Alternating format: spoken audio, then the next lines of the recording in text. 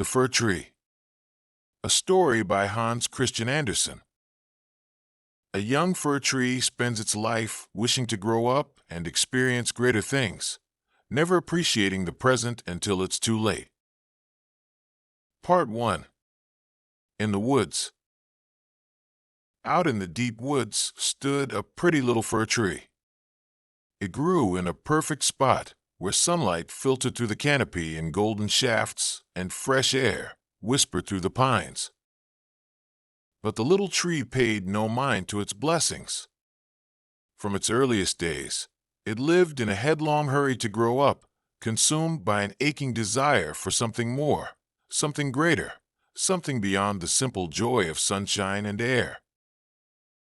When peasant children came through the woods in summer, picking strawberries and raspberries, they would often rest near the little fir tree. Oh, isn't it a nice little tree? It's the baby of the woods. These words only irritated the young tree. It thought indignantly, Baby, I don't want to be a baby. I want to be grand and tall like my comrades. Each year the tree shot up another joint of growth, its rings marking the passage of time like the pages of an unappreciated book. It sighed to the wind.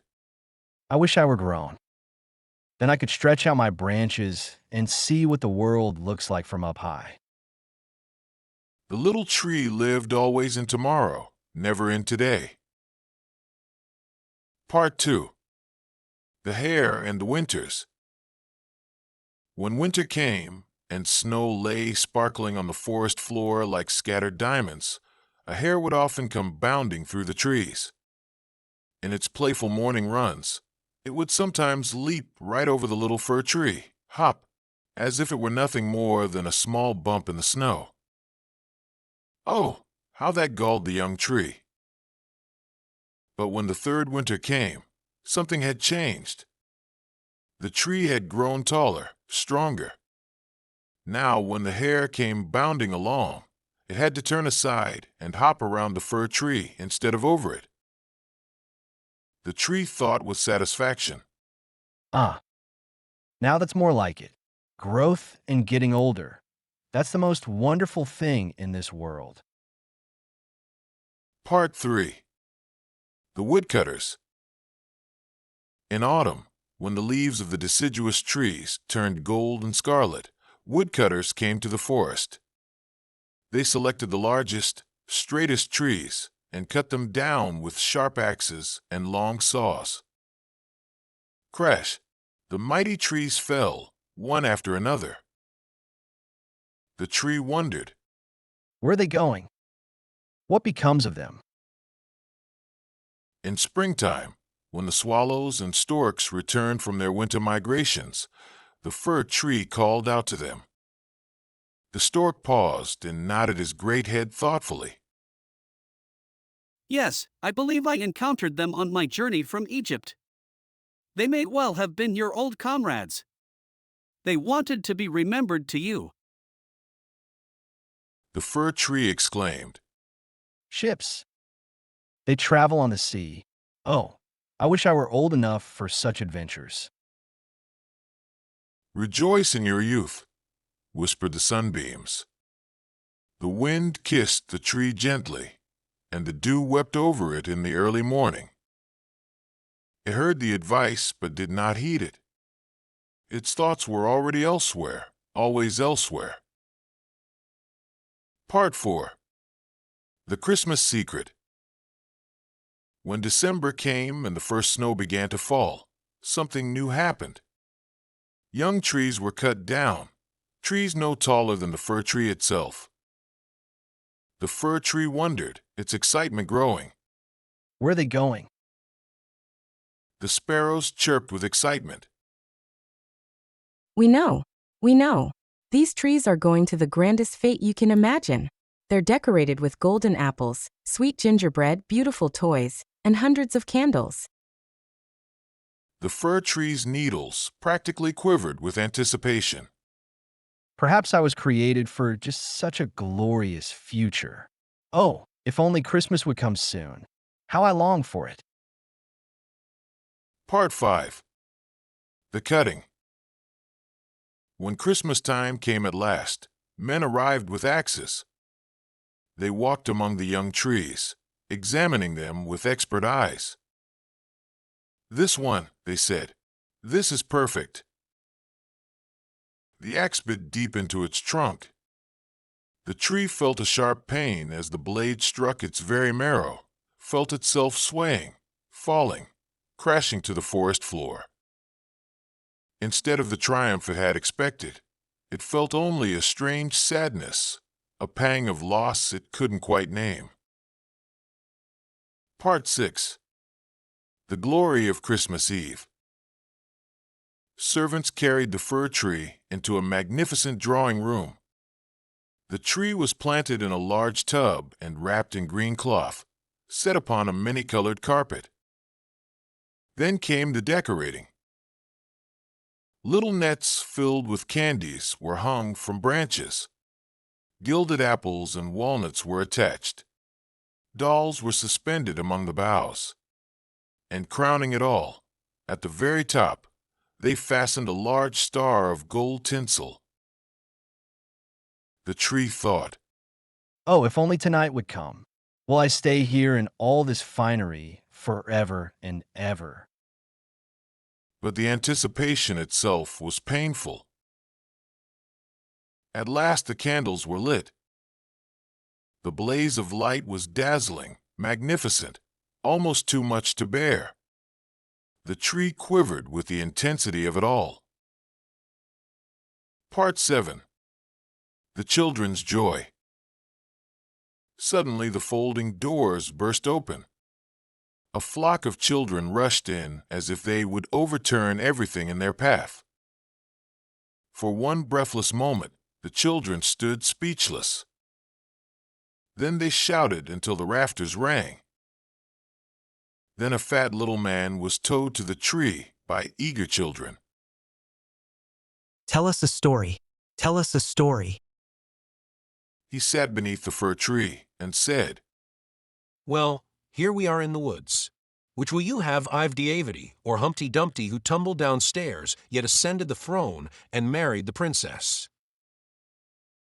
The fir tree stood very still, pondering. It thought, Humpty Dumpty tumbled downstairs and married a princess.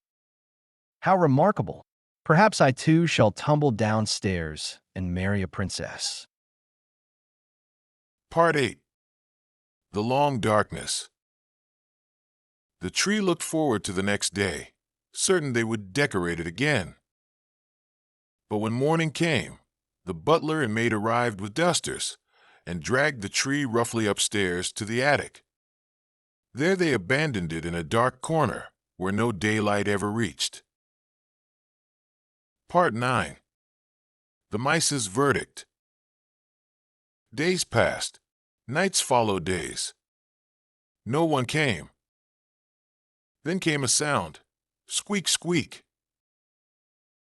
A little mouse scurried across the floor. It's fearfully cold up here. Don't you think so, old fir tree? The tree protested. I'm not old at all. Many trees are much older than I am. The little mice listened with rapt attention. My, how much you've seen. How happy it must have made you. The fir tree paused, considering. Had it been happy? It said slowly, Yes, I suppose those days were rather nice. Part 10. The End of Glory. One morning people came to clean the attic. They dragged the tree roughly across the floor and threw it down the stairs. The tree thought joyfully, feeling fresh air and the first sunbeams. Now my life begins again. But everything happened too quickly for the tree to notice its own condition. The tree rejoiced, trying to stretch out its branches. Now I shall live again. It couldn't. They were withered, brown, and brittle, dead long before the tree realized it was dying. One of the children ran to it, seeing the star. Look what's still on this ugly old Christmas tree. The tree saw the fresh flowers blooming in the garden, saw itself lying broken in the corner, and wished desperately that it had been left in the darkest corner of the attic. It thought of its youth in the forest, of the merry Christmas Eve, of the little mice who had found pleasure in its company. It thought, My days are over and gone. Why didn't I enjoy them while I could? Now they're lost, all lost forever. Part 11. Ashes and Memory. A servant came with an axe and chopped the tree into small pieces. The wood was piled near the kitchen, and when the cook needed to heat water, she tossed the pieces under a large copper kettle. The fir tree burned. As the flames consumed it, the tree groaned, deep, mournful sounds like muffled shots. Each groan came as the fire reached a new memory locked in its rings. It thought of sunshine it had ignored, of birdsong it had dismissed, of simple moments it had never treasured. It had spent its whole life waiting for the next thing, the greater thing, the thing that would finally make it happy. And now there would be no more waiting, no more wishing, no more tomorrows. The fire consumed the last piece. The tree was gone. Its story was ended. And there is no more to tell. Yet perhaps the tale holds one last gift, a reminder whispered on the wind through every forest where young trees grow. Rejoice in your youth. Take pleasure in the days you are given, for tomorrow the axe may come, and you will wish you had danced in the sunshine when you had the chance. This is the lesson of the fir tree, and it is never too late to learn it, until it is.